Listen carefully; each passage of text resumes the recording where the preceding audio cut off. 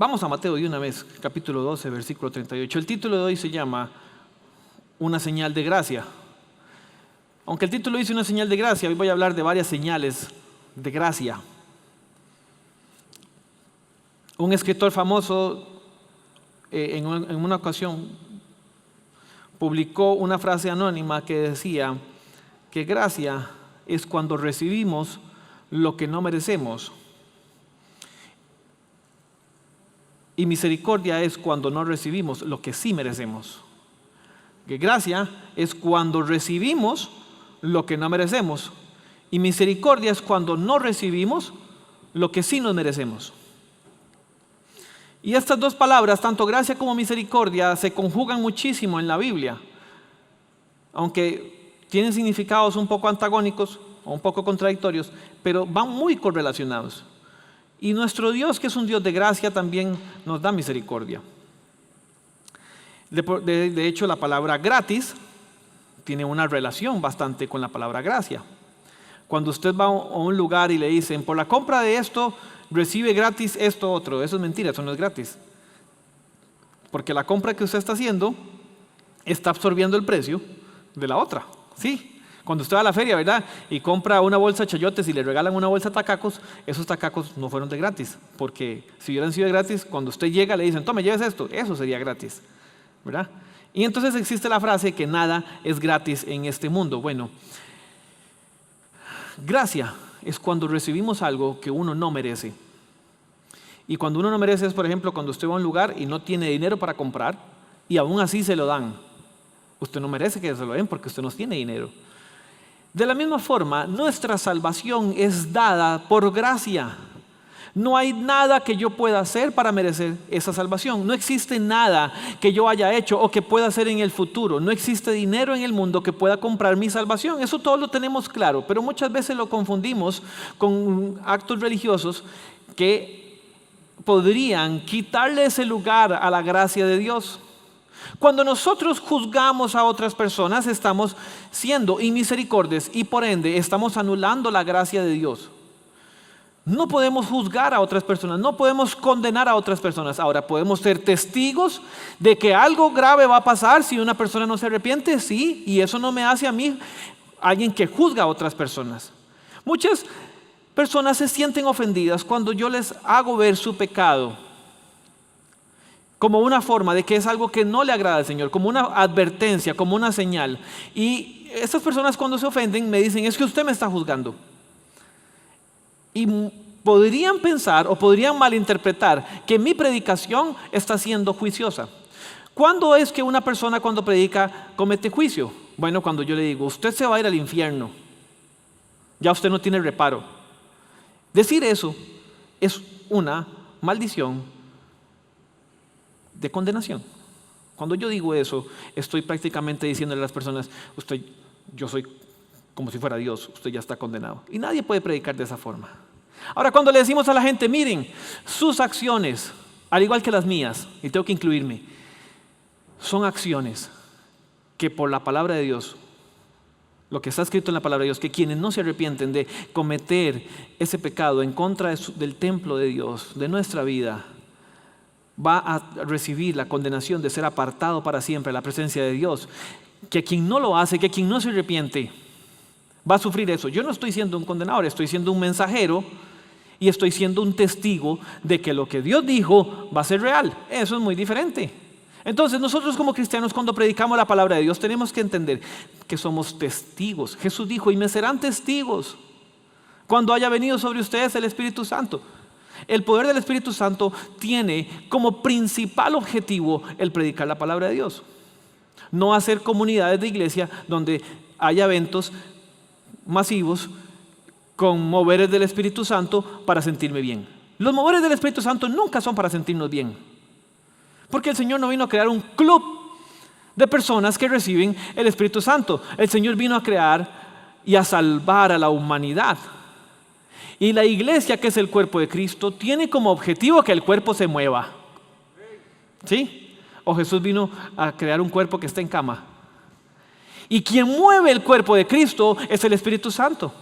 Y este cuerpo tiene que ser movido a predicar a aquellos que no han oído del mensaje de salvación, de advertir a aquellos que están siendo aprisionados por la mentira del enemigo.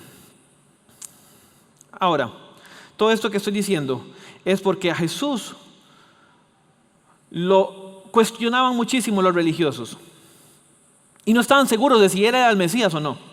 Ellos, como buenos estudiosos de la religión, algunos tenían sus dudas, algunos no lo condenaban de un solo. Y una vez, este podría ser el Mesías, pero tengo que pedirle una señal.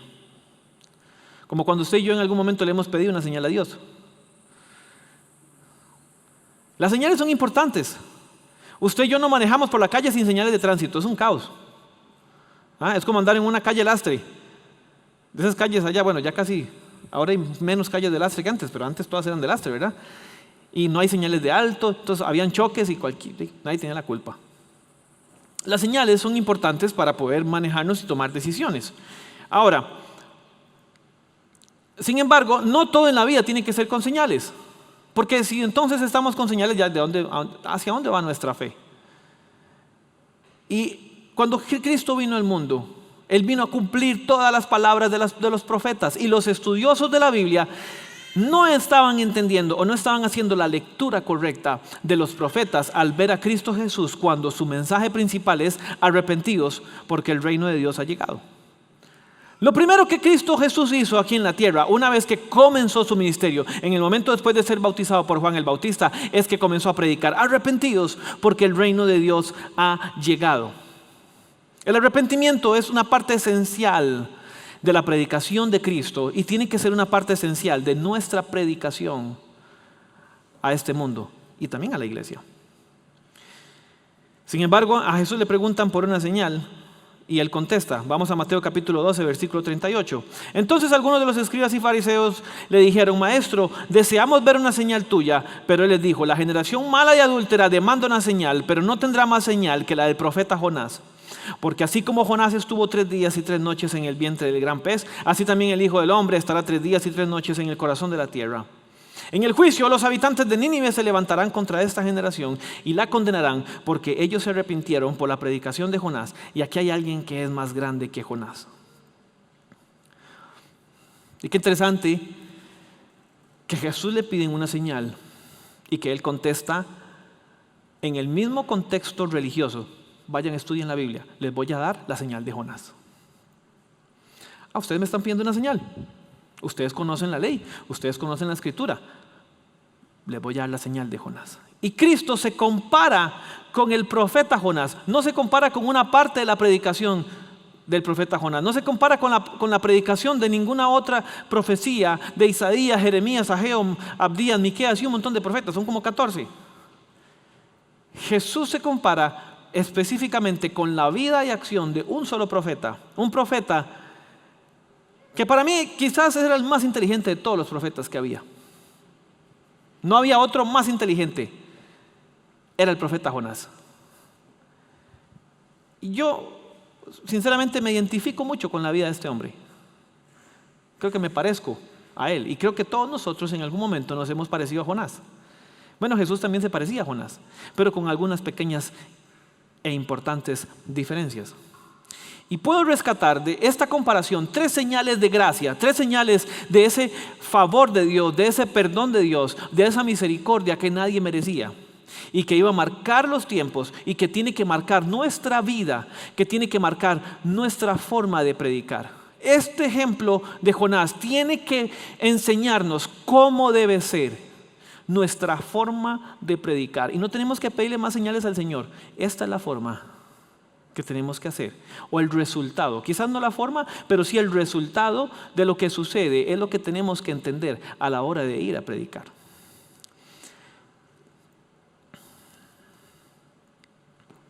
Así que como punto número 1, voy a hablar de 3 señales que marcan esta vida de Jesucristo, esta señal de gracia, la señal de ir a predicar al pueblo descarriado. Y vamos directamente a Jonás capítulo 1, desde el 1 al versículo 3. Y quiero que ustedes en su casa, ya una vez que termine esa transmisión, ahí mismo, de una vez aprovechen el tiempo, cojan la Biblia y se lean los 4 capítulos del profeta Jonás. Se leen en 15 minutos y usted va a poder decir, en 15 minutos ya me leí un libro de la Biblia. Es importantísimo que lo hagan para que puedan entender el contexto de lo que estamos hablando. La palabra del Señor vino a Jonás, hijo de Amitai, y le dijo: levántate y ve a la gran ciudad de Nínive y predica contra ella, porque hasta mí ha llegado la maldad de sus habitantes. Y Jonás se levantó para irse a Tarsis y huir de la presencia del Señor. Descendió a Jope y halló una nave que partía para Tarsis. Entonces pagó su pasaje y, para alejarse de la presencia del Señor, subió a bordo, dispuesto a irse con ellos a Tarsis. Qué interesante, un pueblo descarriado, y más que un pueblo descarriado, era un pueblo malo. Ni siquiera era parte del pueblo de Dios, era un pueblo pagano. Era el pueblo más enemigo de Israel en aquel entonces. Todavía los babilonios no habían conquistado la ciudad de Israel y todas las ciudades aledañas. En ese momento, que era un momento de imperios, el imperio más grande que existía era el imperio de Asiria. Israel estuvo mucho tiempo rodeado por los asirios, estuvo acorralado por los asirios. Los asirios les ordenaban pagar impuestos, si no los amenazaban con destruir el pueblo de Israel. Años más tarde, el pueblo de Israel del norte es totalmente destruido por la gente de Asiria. Y la capital de la ciudad del reino de Asiria o del imperio de Asiria se llamaba Nínive. Sin embargo, este lugar era tan malo, la gente era tan mala, la maldad había crecido tanto, que Dios le dice a Jonás: vaya, predique. Y vean qué interesante, Dios envía a predicadores donde hay mucha maldad. Hay personas que se preguntan en este país: ¿cómo ha crecido la maldad? ¿Ahora qué vamos a hacer? Y creemos que la solución la tiene un partido político o un gobierno. Yo no me quiero meter en política, pero yo me cuestiono ¿por qué los partidos cristianos lo único que hacen en redes sociales es atacar al gobierno? Sí, ustedes tal vez lo han notado, yo también lo he notado, en temas de seguridad. Hermanos y hermanas, un partido político, aunque sus miembros sean todos cristianos y algunos pastores, esa no es la solución para un país. Claro, el país podría estar mejor, pero cada 4 años cambia esto. Es una lotería.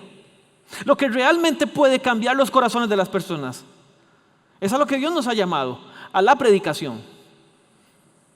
En una ocasión llegué a mi casa, había un señor con mi papá, yo no lo conocía, pero su cara se me hacía familiar.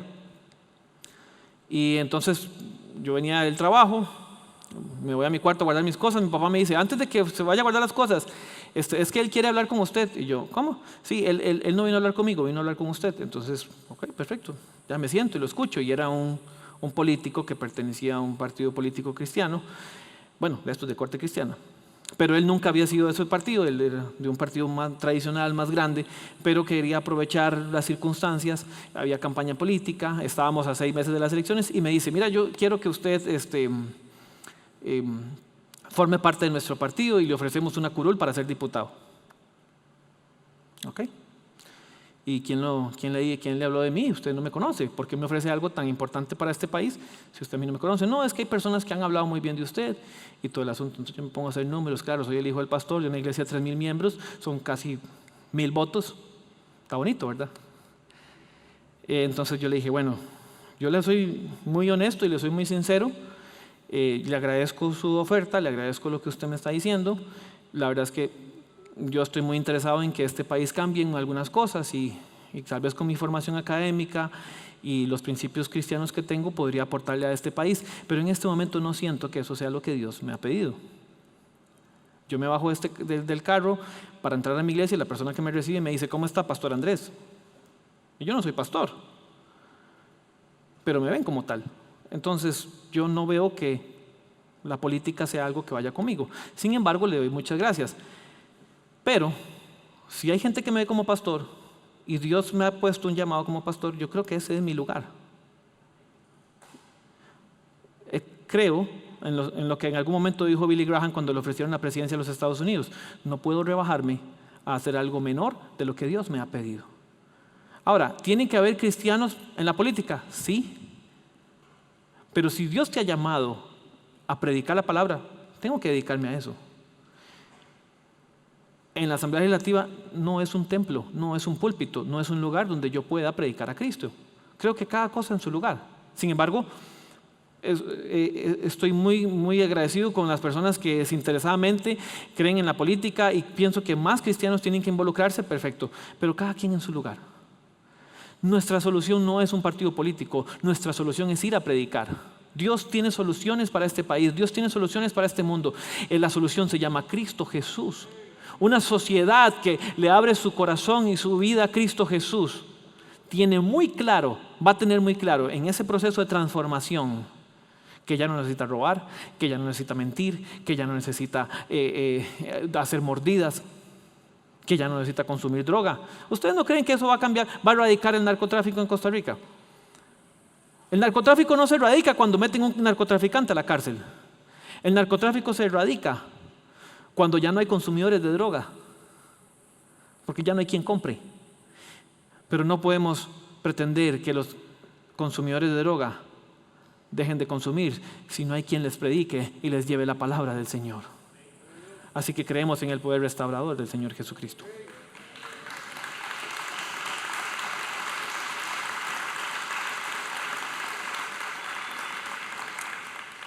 Sin embargo, Jonás en su humanidad se rehúsa a anunciar noticias a este pueblo horrible, al enemigo de Israel. Jonás se rehúsa y dice que para huir de la presencia del Señor se va a Jope. Y quiero mostrarles en una imagen que era Nínive.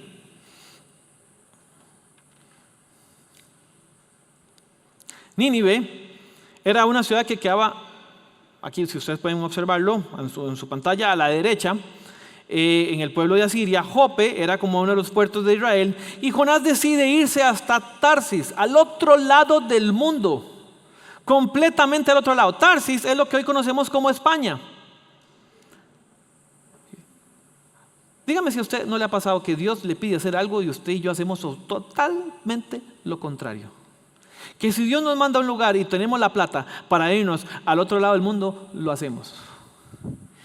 En este contexto, la gente no conocía que existía América y mucha gente creía que la tierra era plana. Jonás estaba yendo al fin del mundo, al otro lado del mundo. Él pensaba que tal vez allá la presencia de Dios no iba a estar. No hay nada más equivocado de que eso. Sí, pero a nosotros nos ha pasado también, así que no podemos juzgar a Jonás. También hemos tratado de huir de la presencia del Señor y eso es algo imposible de hacer.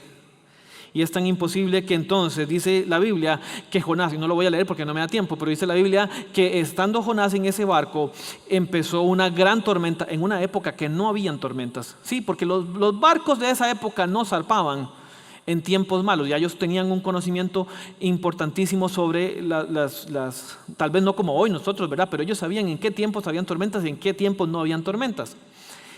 Y los sorprende una tormenta de camino y ellos dicen, algo no está bien, algo anda mal, esto no es normal, esto es algo espiritual. Y comienzan a entrevistar a todos. Usted, ¿cuál es su Dios? ¿Cuál es su Dios? ¿Cuál es su Dios? ¿Cuál es su Dios? ¿Cuál es su Dios? Y aquí no, esto es algo espiritual, pero ninguno de los dioses que nosotros seguimos pudo haber hecho esto. Hay un chavalo que está dormido allá en un rincón, vamos a buscarlo, se llama Jonás, lo buscan. Señor Jonás, sí, buenas, ¿de dónde viene usted? De Israel. ¿Y cuál es su Dios? Mi Dios es el Señor creador del cielo y del mar. Usted es el culpable. Cuéntenos qué pasó. Y él dice, bueno, resulta que Dios me mandó a predicar a Nínive y yo me fui para Tarsis porque yo no quería que Nínive se arrepintiera. ¿Y ahora qué hacemos? Él dice, tíreme al mar. No, Dios guarde. Y empezaron a tirar la carga. Oiga, si un viaje de esos era carísimo, eso es como que usted va en un avión y tiren todas las maletas. Imagínense el montón de plata que va por ahí. Ojalá usted venga así, bien forrado, ¿verdad? Con toda la mercadería para vender. Tiraron la mercadería por el barco. Prefirieron botar millones para salvar la vida del que los tenía culpables. Y dicen, no hagan eso. Igual lo hicieron. Y nada cambiaba, porque a Dios nadie lo puede comprar. No hay carga, no hay maleta, no hay precio, no hay nada que compre a Dios. Dios tiene que cumplir su propósito. Entonces dice, soy yo el culpable. agarran a Jonás y antes de agarrarlo, ellos sin orar a Dios, sin creer en Dios, sin que Dios fuera su Dios, ellos hacen una oración y dicen: Señor, perdónanos por hacer esto. No queremos derramar sangre inocente. Y es que no hace falta ser cristiano y no hace falta ser ser seguidor de Dios para saber que matar es algo malo. Eso es parte de la ley que está escrita en nuestro corazón. Y ellos también conocían eso. Pero ellos pidieron perdón a Dios y hicieron un sacrificio a Dios en ese momento. Y honraron a Dios y alabaron a Dios por agarrar a un hombre para morir por causa de ellos. Y vean qué interesante. Jonás tuvo que morir para que la gente de un barco no muriera con él. Jonás sabía que él era el culpable y que él merecía morir. ¿Cómo se llama eso? Justicia. La justicia era que si Jonás provocó esto, Jonás tenía que morir. Ahora, cuando Cristo vino al mundo, Cristo no huyó de la presencia del Señor. Él se despojó de la presencia de Dios. Él se despojó de ser igual a Dios. Ahí ya tenemos un par de diferencias con Jonás. Jesús no huye. Jesús enfrenta la realidad y sabía que lo iban a rechazar y sabía que lo iban a condenar, y aún así Él le hace frente al asunto. La gente pide perdón por tener que matar a Jonás. Jesús dijo: Padre, perdónalos porque no saben lo que hacen. Mientras estaban matando a Jonás, tirándolo al mar, ellos estaban pidiéndole perdón a Dios. Pero Jesús, mientras lo estaban colgando en un madero, Jesús estaba diciendo: Padre, perdónalos porque no saben lo que hacen. Eso es una señal de gracia. Esa era la señal que Jesús le prometió a los religiosos. Me van a matar injustamente y aún así los voy a perdonar, porque yo he venido a salvar este mundo. Porque de tal manera amó Dios al mundo que envió a su Hijo, no para condenar al mundo, sino para que sea salvo por él. Segundo punto, la señal de morir por otros y volver a la vida. Entonces, Jonás dice que al ser tirado por esa barca, un gran pez se traga a Jonás. No pudo ser una ballena. Mucha gente, o algunas traducciones bíblicas están mal hechas porque mencionan que es una ballena. Claro, para nuestra lógica, un ser humano cabe en una ballena. Pero alguien nos cambió, nos distorsionó esta imagen y se llama Walt Disney, cuando creó la serie o la fábula de Pinocho. ¿Sí? Todos vieron Pinocho, ¿verdad? Bueno, los que tenemos más de 30, ¿verdad? Los otros no saben quién es Pinocho, pero está bien. Y entonces en el episodio de Pinocho se ve donde Geppetto está en un barco, ¿verdad? Buscando a Pinocho, y llega una ballena y se traga a Pinocho. Y Pinocho está en el vientre de la ballena. Ningún ser humano cabe en la garganta de una ballena. Pero la Biblia no dice que era una ballena, dice que era un gran pez, algo especial. Él es el creador de todas las cosas, pudo haber creado un gran pez. Y dice que atrapó a Jonás, y Jonás estuvo en el vientre de ese gran pez 3 días y 3 noches, suficiente tiempo para reflexionar, para pensar, para arrepentirse y para pedir perdón. El capítulo 2 de Jonás es un hermoso capítulo, es un poema, un salmo. Él comienza dirigiéndose al Señor con las palabras del rey David: en mi angustia te invoqué y tú me oíste. Pero a partir de ahí comienza una nueva oración, una oración personalizada, una oración de fe, una oración de misericordia. Me echaste a las profundidades del mar y las corrientes me rodearon, todas tus ondas y tus olas pasaron sobre mí. Entonces dije: me has desechado delante de tus ojos, pero todavía he de volver a ver tu santo templo. Él tenía fe de que si estaba vivo podía volver a ver el santo templo del Señor. Y esa fe es recompensada. Y el Señor, que tiene que cumplir su voluntad, Él ordena a ese pez que vomite a Jonás. Jonás dice en el versículo 9 del capítulo 2: pero yo con voz de alabanza te ofreceré sacrificios y cumpliré mis promesas. La salvación es tuya, Señor. Y ahí, en ese momento, cuando Jonás dice: yo he de cumplir mis votos, he de cumplir mis promesas, he de ir a hacer la voluntad de Dios. Yo soy un profeta de Dios, a mí no me gusta ser profeta de Dios, pero voy a ir a hacer lo que yo le prometí al Señor, porque la vida ya no es mía, le pertenece al Señor. Y entonces Dios manda a Jonás a predicar. Y venimos al punto número 3. La señal de salvar y perdonar al arrepentido. Entonces dice la Biblia que Jonás comienza a predicar en todo Nínive. Dice que le tomó 2 días recorrer toda la ciudad de Nínive, una ciudad de 60,000 habitantes, 220,000 habitantes. Y él comienza a decir: Nínive será destruida, Nínive será destruida, Nínive será destruida. Al cabo de 2 días Jonás se va a ese lugar y él les dijo: Nínive va a ser destruida dentro de 40 días. Imagínense qué le pasaría a usted si a usted le dicen: en 40 días usted se muere. Es más, póngase en este lugar. El Señor le dice a usted: vaya a un pueblito de Costa Rica, no voy a decir nombres, y vaya, dígales que en 40 días les va a caer un meteorito y los va a destruir a todos. Estoy seguro que más de uno va a decir: mentiroso. Nah, pues. Otros van a decir: bueno, va a caer un meteorito, tal vez podemos hacer plata con ese meteorito, ¿verdad? Pueblos sancarleños, todo San Carlos recogiendo un meteorito. Oye, y lo vendieron caro. Otros podrían decir: bueno, y si se va a acabar el mundo, vamos a vaciar el supermercado, que no quede nada de guaro. ¿Sí? Porque así es el costarricense. Toman como si se fuera a acabar el guaro en todo el país, ¿verdad? Y cuando le dicen: ya usted se va a morir, me muero en fiesta. Estas personas, dice la Biblia, que ellos se arrepintieron de su pecado y le pidieron al Señor misericordia.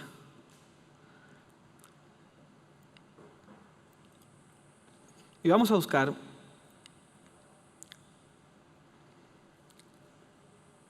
el versículo 4 del capítulo 3. Jonás comenzó a recorrer la ciudad camino un día y en su predicación decía: dentro de 40 días Nínive será destruida. Verso 5. Todos los habitantes de Nínive creyeron a Dios y decretaron ayuno, y desde el mayor hasta el menor se vistieron de cilicio. Cuando la noticia llegó hasta el rey de Nínive, este se levantó de su trono, se despojó de sus vestidos, se cubrió de cilicio y se sentó sobre ceniza. Luego ordenó que por mandato suyo y de sus altos personajes se proclamara en Nínive este decreto: ningún animal, ni hombre, ni tampoco ningún buey, ni oveja debe probar bocado ni alimento alguno, ni beber agua. Al contrario, hombres y animales por igual deberán cubrirse de cilicio y clamar a Dios con todas sus fuerzas. Apártese cada uno de su mal camino y de la violencia que hay en sus manos. ¿Quién sabe? Tal vez Dios se arrepienta y el ardor de su ira se calme, y entonces no pereceremos. Verso 10. Y al ver Dios lo que hicieron, que se habían apartado de su mal camino, también Él se arrepintió de hacerles el daño que les había anunciado y desistió de hacerlo. Y una predicación va a tener un buen resultado o va a cumplir el objetivo de Dios cuando quien recibe el mensaje se arrepiente. El universalismo cristiano dice que Dios murió por todos, Cristo Jesús, y que ya nadie necesita arrepentirse, porque todos somos salvos y todos somos hijos de Dios y no hay, ¿verdad? Y tal vez inclusive si hacemos oración por esas personas, el Señor tenga misericordia y los va a salvar y los va a sacar del purgatorio. Eso dice la iglesia tradicional. Pero la Biblia no dice eso. La Biblia dice que quien no se arrepiente morirá, que la paga del pecado es muerte, pero que el regalo de Dios es vida eterna. Y es necesario comunicarle a la gente que sus acciones, que sus actitudes están escritas en la palabra, que van a recibir su merecido. Porque Dios es un Dios de justicia. Desde la primer sangre que derramó, que fue la sangre de Abel, esa sangre clama por justicia. Y toda acción que nosotros hagamos mala clama por justicia. Y Dios es un Dios de justicia. Sin embargo, Dios perdona a todo el mundo. Sí, pero ¿a cuál todo el mundo? A todo el mundo que se arrepiente. Nos gusta y nos encanta Juan 3:16, pero si terminamos esa frase de Juan 3:16, dice que el que se acerca a la luz se aparta del mal. Este rey, cuando escucha lo que la gente está haciendo, él dice: no, hagámoslo obligatorio. Y ordena a todo el pueblo que se aparten de su mal camino y se vuelvan al arrepentimiento. Jonás no ve eso. Jonás quería justicia, Jonás quería sangre, Jonás quería fuego del cielo, Jonás quería que los enemigos de Israel murieran. Y muchas veces nosotros ahí estamos con los vecinos y ven que le cae la policía, le desarman el portón, se meten y todo el mundo está, qué rico, ojalá lo metan 30, 40 años a la cárcel para que no haga mal. Eso es tener sed de justicia. Tome, por vender droga, siga. Ve, ahora sí se va a sanar este barrio. No, se va, quitan ese y mañana ponen otro. Pero qué lindo si toda su alamea, si todo su vecindario conoce al Señor y se arrepiente de su mal camino. ¿Quién va a ir a vender droga ahí? Nadie va a comprar. Se acabó el negocio. O como decía mi abuela, se acaba el perro y se acaba la rabia. Esta señal del Señor es una señal de salvación para el arrepentimiento. Ahora bien, Jonás, al final en el capítulo 4 dice la Biblia que él se sube a una montaña para ver la ciudad arder y Dios los perdona. Entonces Jonás se enoja con el Señor y le dice, Señor, por eso yo me iba para Tarsis, porque yo sabía que usted los iba a perdonar. Y el Señor le dice, mire Jonás, hagamos algo, no le voy a decir nada.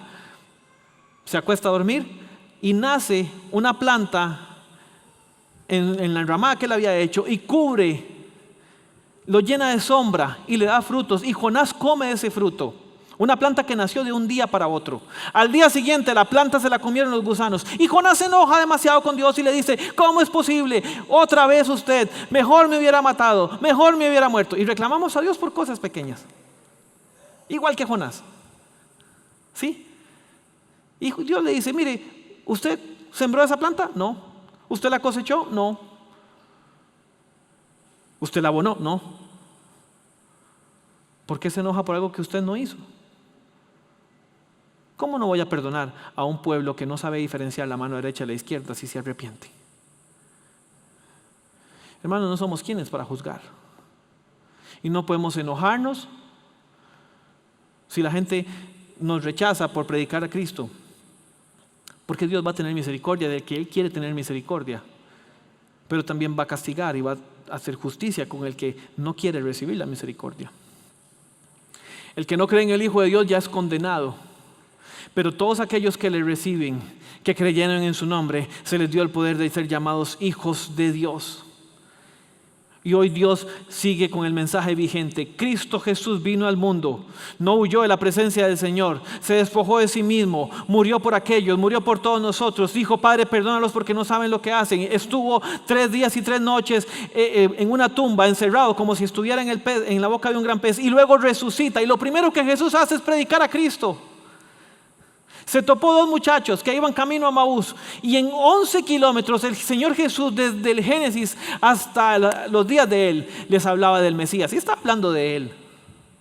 Lo primero que Jesús hizo fue predicar la palabra, predicar que Él había resucitado, predicar que Él era el Mesías, pero que el Mesías no venía a conquistar al Imperio Romano con espada y con fuego, no venía a conquistar con un sistema político. Olvidémonos de la política como la salvación de este país, olvidémonos de la política como la salvación de este mundo. Mire, políticamente hablando estamos en una enorme crisis mundial. Y no es la política, no es con fuerza, no es con ejércitos, es con el Santo Espíritu del Señor, es con su palabra. Es un gran tesoro que tenemos en vasos de barro, es algo maravilloso. Si supieran el poder que tenemos, y Pablo decía, no me avergüenzo del Evangelio porque es poder de Dios, poder para salvar al pecador. Ahora no vamos a predicar porque queremos dejar de ver narcotraficantes. Mire, hermanos, podemos seguir predicando y van a haber narcotraficantes. Es el problema endémico con el que tenemos. Podemos atenuarlo quizás, o quizás sí, todos se arrepientan, no lo sabemos, pero no podemos desanimarnos, no podemos dejar de predicar la palabra del Señor. Y si ya toda su alameda fue predicada, y si ya todos conocen, tampoco digamos, es que Él ya conoce. Ese es otro error que podemos cometer. Entonces no dejemos de orar, y mientras tengamos vida y mientras podamos respirar, oremos por ellos, oremos por nuestros hermanos, aquellos que se han descarriado, aquellos que se han perdido. Hay vida, hay esperanza. ¿Y saben qué? La esperanza no se pierde. Y esto no está en la Biblia lo que le voy a decir. Lo decía un cura en Chile. Pero aunque la esperanza se pierda, existe la esperanza de recuperarla. Y no hay hijo descarriado que el Señor no le tenga misericordia. No hay ningún miembro de su familia que se haya descarriado, que el Señor no le tenga misericordia. Sigamos orando, sigamos clamando. Estamos viviendo en últimos tiempos, sí. Pero Dios, que es rico en misericordia, con su gran amor, con el que nos amó, nos dio vida juntamente con Él. Y termino con este pasaje. Lucas capítulo 19, verso 10. Porque el Hijo del Hombre vino a buscar y a salvar lo que se había perdido. Y si hay alguien acá en esta mañana, o alguien que nos está viendo,